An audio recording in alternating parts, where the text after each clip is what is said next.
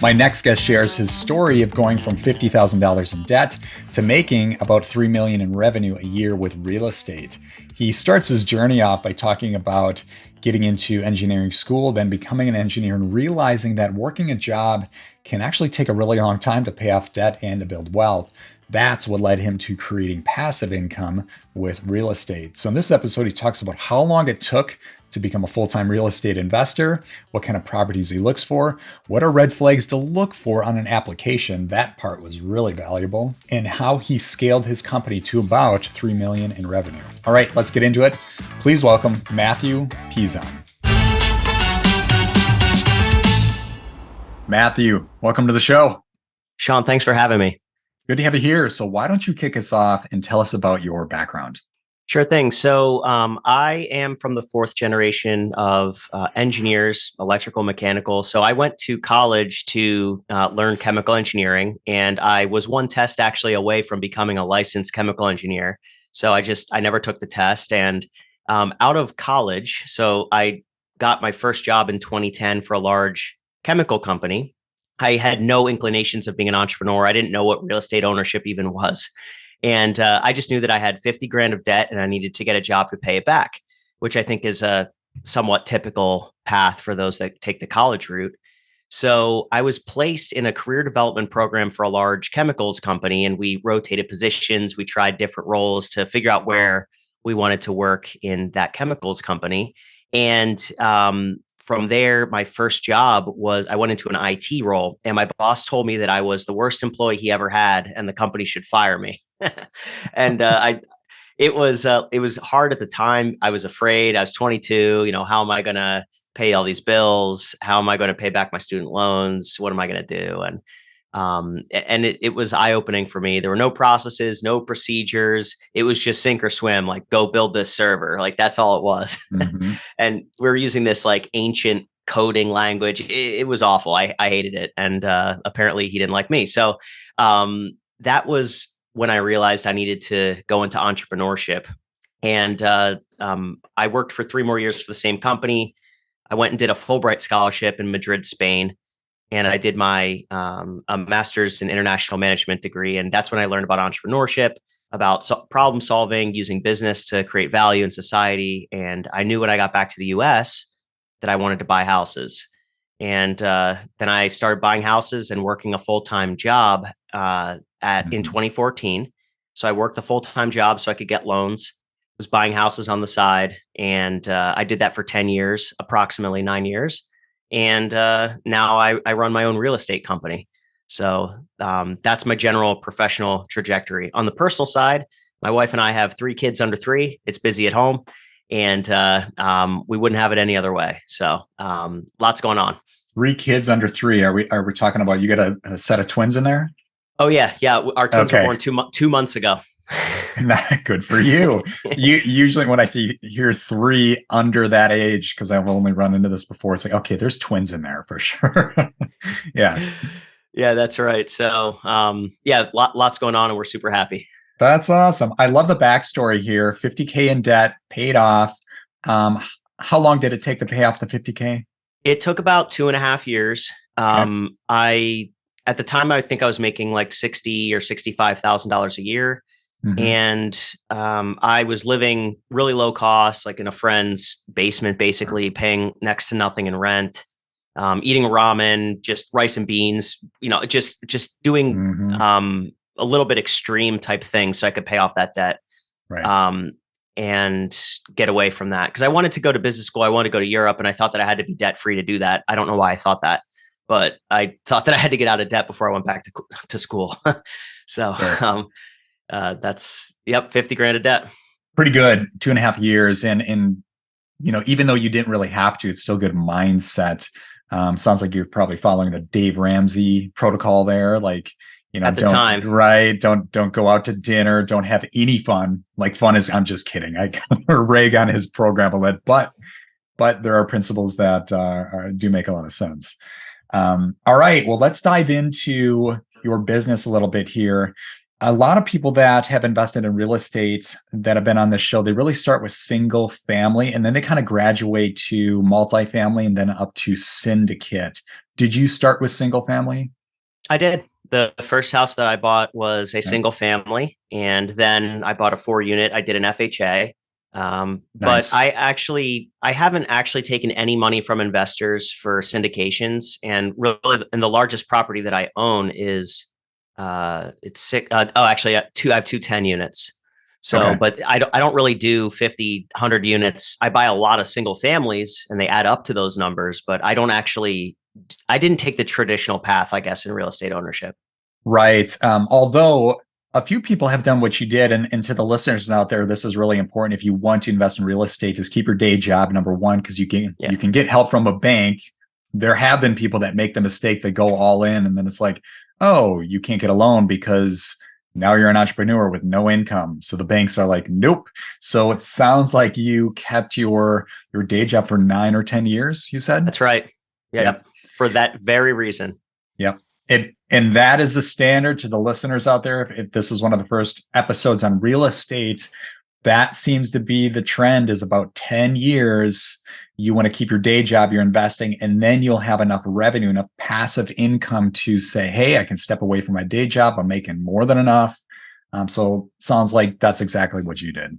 Well, that's right. And excuse me, I know other people that have jumped too soon and then they struggle to get the Mhm. loans or they didn't have another business built up with 3 years of tax returns. They're just passionate and they jump, right? Yep. And I've seen that happen multiple times. And I really just stayed the course. And I could have probably gotten financing for some of the new purchases, but the Mhm. value was really in the refinance and then recycling. And in order to get higher cash out, I needed to have the job. And so it Right. was chicken or the egg for a long time for me. Got it. And did you start hiring a property management company right off the bat, or did you kind of put yourself in a position where, hey, I'll do some of the maintenance on the homes where needed? Well, the maintenance I never did. Although my wife and I did a bunch of renovations, just if the Mhm. property was vacant, but we never did maintenance or service calls. But I hired a property manager that they weren't very good, but I hired them, and they did a lot of the management. But I self managed 10 units Mm. at or around the time that I also brought them on. So I was still taking the Saturday night calls and, Ouch. oh, there's noise, oh, they're bothering me. Oh, could I get someone over here to, put more salt in this area of the sidewalk, whatever. Right. I dealt with that for too long. And, but now I don't deal directly with the residents. Gotcha. Yeah, smart play.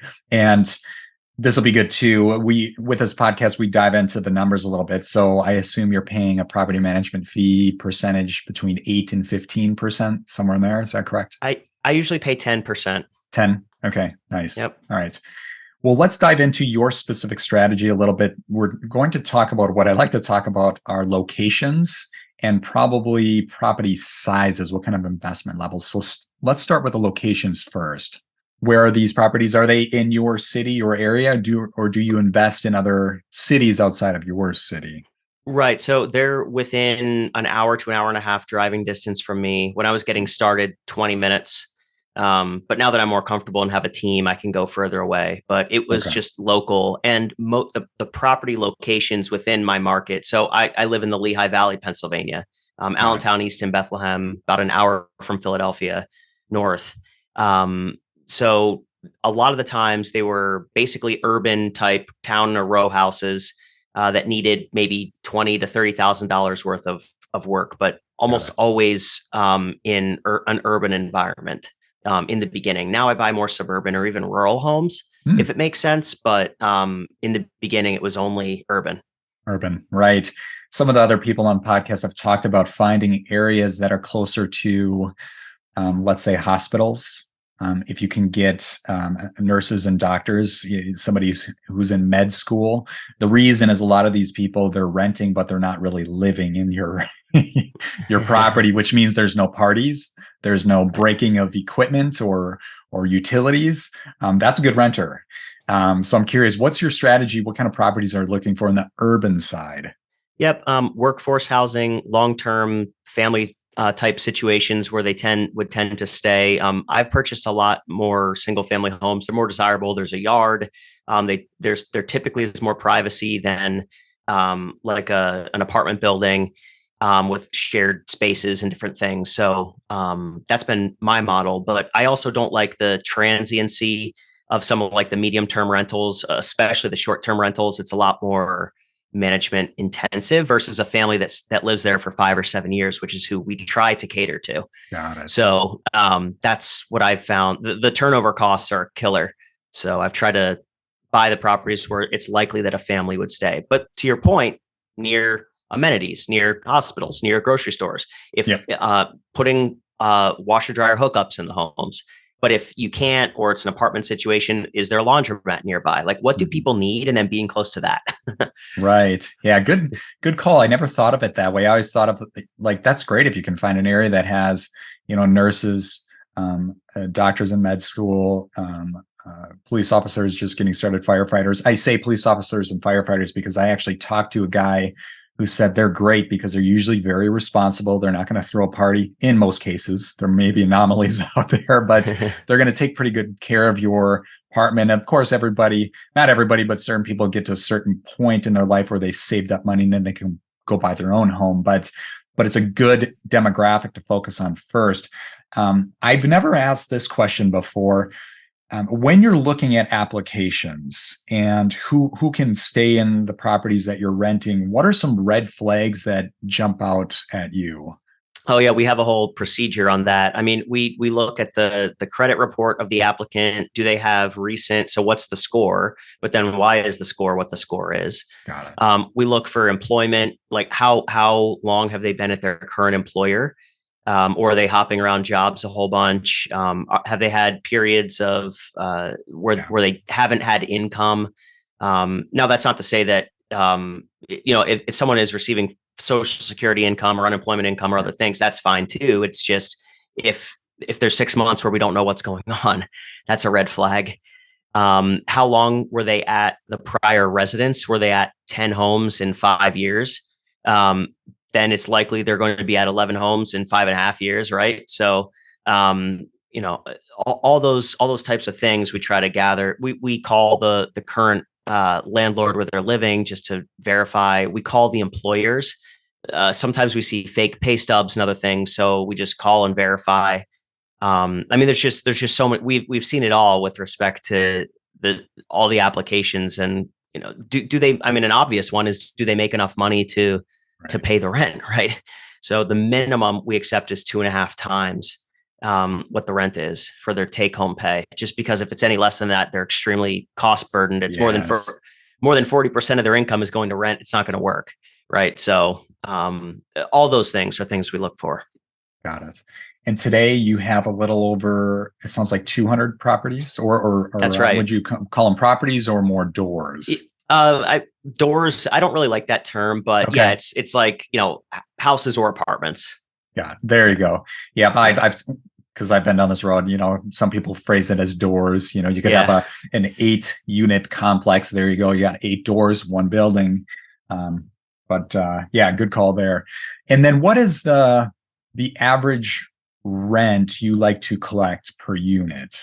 Yeah, so it depends if it's one, two, three, or four bedrooms or whatever it is, but and it depends on the market. But in my area, a one bedroom will rent for 900 to 1,000, a two bedroom 1,000 to 1,100, three bedroom maybe 1150 to 1,250. Now, if it's a three-bedroom house, though, it might fetch 1,395, and then four Gotcha. bedrooms might be 13, 14 to 16, 17 if it's the house.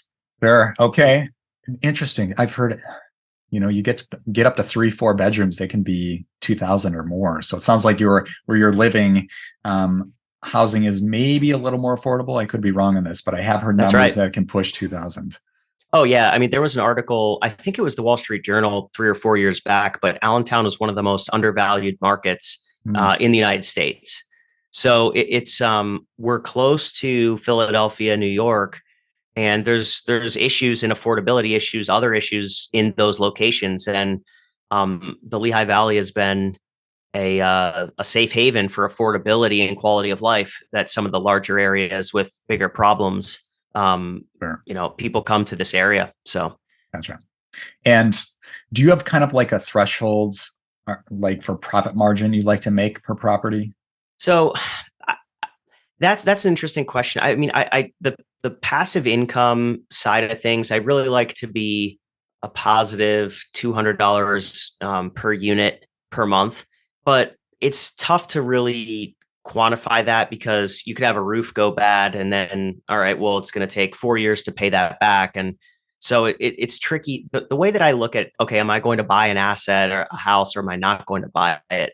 I really want it. I want to be all in for 80% of what it's worth. So if it's worth $200,000, I want to be into it for 160. And it's Mhm. just enough of a margin. And then my cash flow is good enough to sustain on a passive income basis. Gotcha. So how do you scale this type of business? Right. So I was working full time, and the question that I get is, well, how did you grow while you were working full time? And how do you do both? And it really comes down. First, you have to learn what you're doing, and you have to get educated to try to avoid as many mistakes as possible. That's just fundamental. You don't want to lose money in the business. You want to make money, so you need to get educated and know what you're doing. But how do I do that? I'm working a full time job.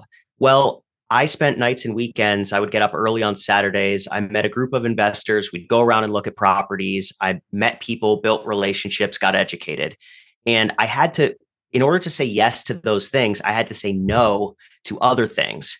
And so I needed to avoid doing, going out to parties or doing other things like that because I was investing in my business and growing full time my real estate, or I was working full time and investing in real estate. So but then there's like the practical aspect of, well, how do I buy that many properties? How do I finance that many properties? And it's you have to just get enough at bats. You have to create a marketing funnel. You have to put in enough offers where you're going to get enough deals to look at where they make sense. And you get a good enough deal where you can refinance and bring your capital back out. And then you do it again. So that's what I was able to do while working full time. It required tough choices, and but it required a vision and commitment. Yes, that's so inspirational. You hear this not only in the entrepreneurial space, but those of you that listen out there to or follow sports a lot, some of the top athletes, it's this focus and this commitment, and at the same time sacrifice. You got to say no to probably a lot more than you say yes to.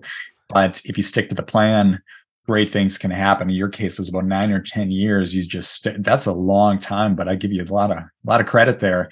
Sticking to the plan, I can be financially free. I can be without a boss here. If I get enough properties, enough revenue coming in, say goodbye to not being good at setting up servers, it sounds like. That's right. Yeah. Never doing that again. Those days are done. It's a Yeah. good feeling, If, right? if my old boss is watching this, I doubt he is, but if he is, thank you. You did me a huge favor. That was Yeah. like, Mark Cuban, one of the sharks from Shark Tank. He even said he was the worst employee. He had no choice but to be an entrepreneur. That was it. Yeah, I mean, I learned a lot as an employee, and maybe Sure. like part two of the question you asked about growing the business. I learned. So I was working in SAP. I was working in Salesforce. I Yeah. saw on the inside. I was a man. I had 8 direct reports, and I was learning and operating a company at a high level, international. That's an international company. So I took those learnings and I applied it to my own business. So I'm not saying that being an employee is bad. I learned a lot of skills that allowed me to from multinational companies that allowed me that I could implement in my own business. So as long as you're in the right employment situation, that's don't just work to work to learn, right? Yes. So yeah.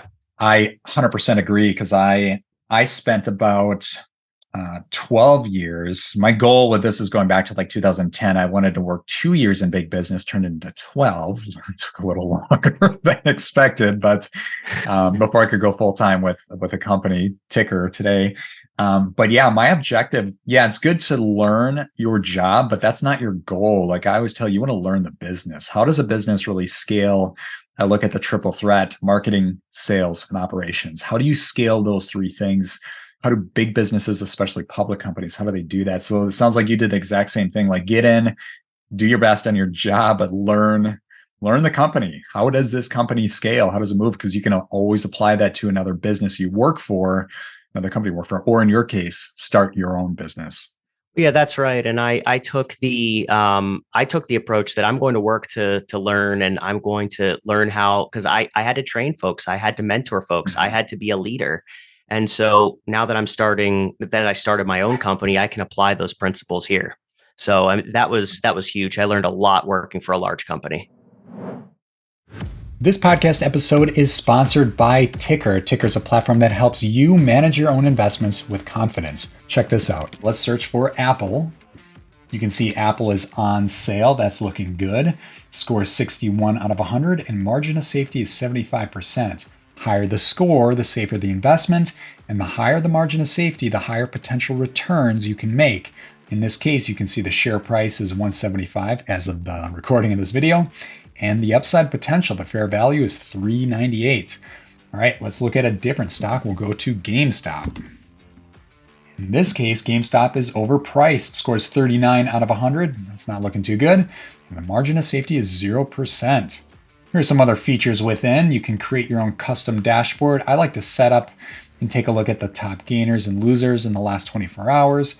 I also like to take a look at the top search stocks, but you can really customize the dashboard to whatever you want. We have stocks, ETFs, crypto. This is a big one. We have a watch list tool that allows you to add stocks to the watch list. And if anything changes, such as that score or margin of safety, you automatically get notified. I call it the set it and forget it feature. And then we have portfolio trackers and alerts. So if you're looking for strong stocks, want to avoid bad stocks, and learn how to invest, I invite you to join Ticker for free. A question I didn't ask, just to backtrack a little bit, you did went 9 to 10 years. How many properties did you have at that point that gave you the ability to go full time and do this on your own? I had about 140 properties with like 20 Okay. on the docket. And I thought, you know what?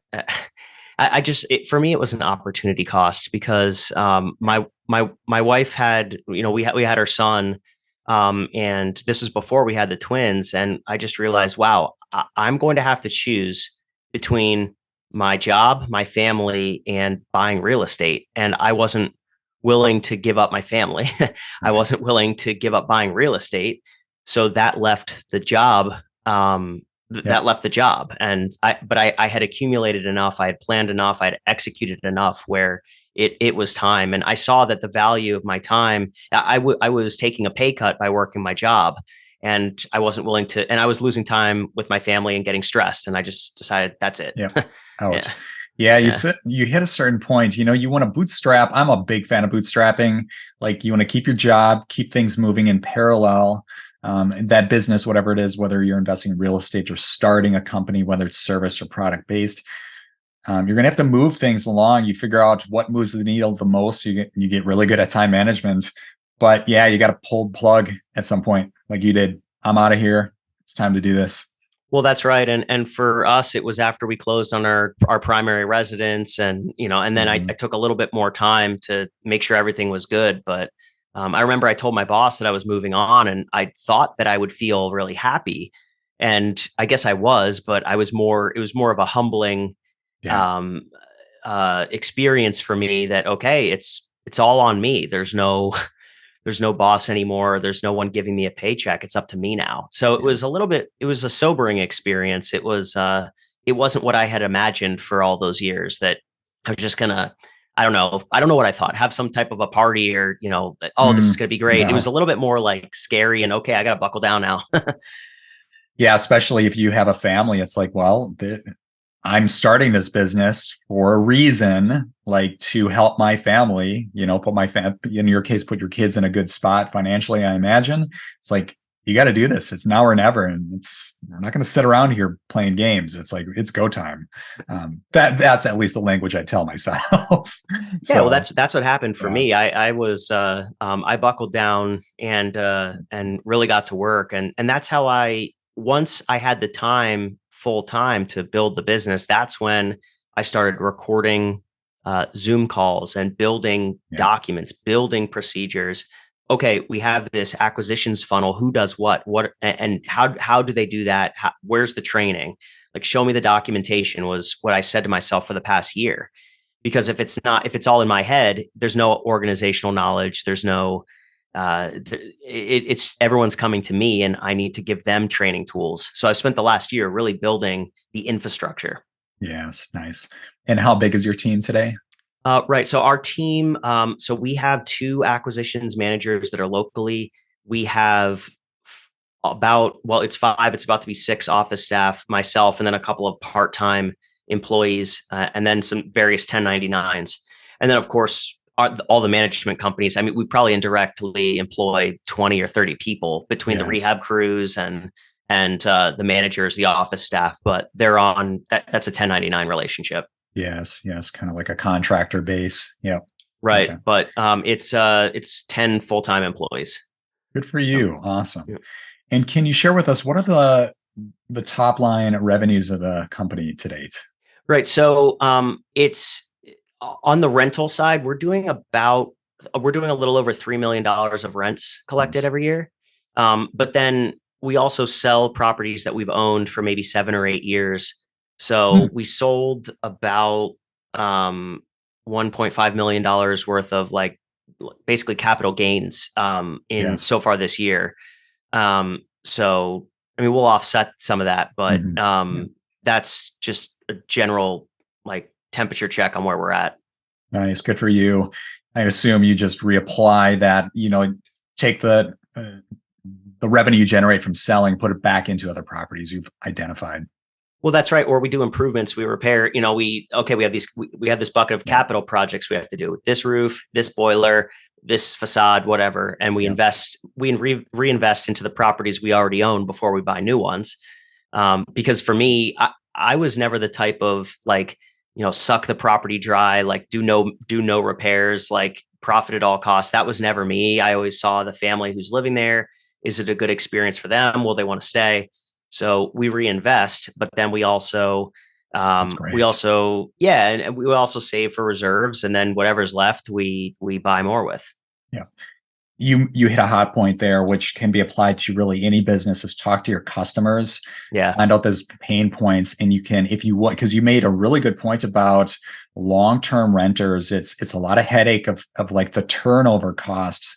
If you can keep somebody there longer, go ask them, hey, are you satisfied? What improvements can we make on the property to incentivize them to stay longer? I think that's brilliant. yeah. Well, it's we're going to have to find someone else to live there anyway, and the most Yeah. obvious person to live there is who's already there. So we really try to. It sounds so Yeah. obvious, but trust me, I would get when I started out, I would get the cheapo faucet and Yeah. whatever, just the shower kit, the mixer kit and all this stuff. And and it would break 6 months later, they get annoyed and I would be too, right? So I found that the best way to succeed in the business is to do things right, even though it costs more money. Yes. Yes. Yeah. So, but ask me how I know this stuff. It's because I made all the mistakes, and I still make mistakes, but it's about the long term thinking. Sure. Sure. Love it. Good mindset. Before we jump to the rapid fire round, is there one good takeaway you can give to aspiring entrepreneurs out there that are working a full time job and maybe want to get into real estate? Get educated. So there are lots of websites, lots of forums, lots of books. I read probably 60 or 70 books on real estate investing before I bought my first property. You can learn trial by fire, but it's painful and you'll get burned. So I would say read as many books as you can, listen to podcasts, get educated, and save yourself the headache and heartache of making all the mistakes yourself. Someone already made that mistake. You just have to go find out what it was and don't do it. Yes. And I know this because I've not followed that advice so many times that the universe just beat it into my head that I just go read, like look it up. It's all the answers are out there. Absolutely. Yeah. Absolutely. Love it. Great advice. All right, let's dive into the rapid fire round. This is the part of the episode where we get to find out who Mathew really is. If you can, try to answer each question in 15 seconds or less. You ready? Sure. Yeah, let's do it. All right. What is your favorite podcast? I love Get Rich Education with Keith Weinhold. Keith is fantastic. I totally reversed my money mindset thanks to him. And I'd recommend it for anyone who wants to learn to invest in real estate and build wealth. Yes, good recommendation. All right, next question. What is a recent book you read and would recommend? I just read Buy Back Your Time by Dan Martell, and this is a great book on systems, processes, scaling, but like a practical way. What do I need to do day to day to get myself to buy back my own time so that I don't have to do the tasks of my business? I can work on my business. Yeah. Dan Martell, I do like his content. He's a good guy. Oh, yeah, All right. Dan's great. Yeah. Yeah.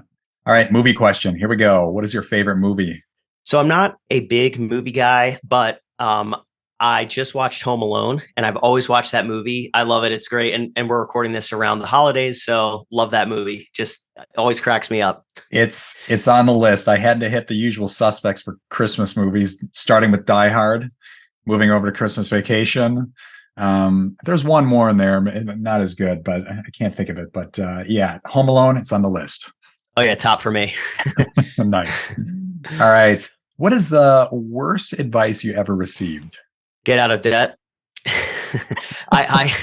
I spent 3 years trying to reduce my debt payments from like $450 a month to zero.